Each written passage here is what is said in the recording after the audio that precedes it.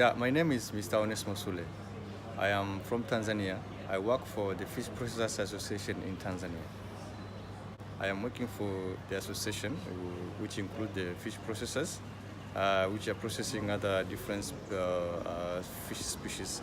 This workshop is actually fine, and I can see there's a good future since this workshop will open up doors and will create a situation where now fish processors can have an opportunity to explore the potential of tuna and tuna-like species in our coastal areas.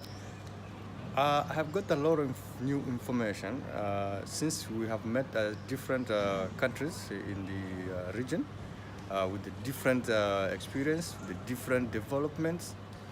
Like our colleague from Reunion, they've made a lot of development in regard to fisheries, specifically with the tuna fishery. So relying on those experiences I got from, I hope we can cope as a Tanzanians and improve our fisheries sector in Tanzania. So it's something new to me, and I hope I'm going to impart that one with my colleague in Tanzania. Yeah, I like tuna. I eat tuna.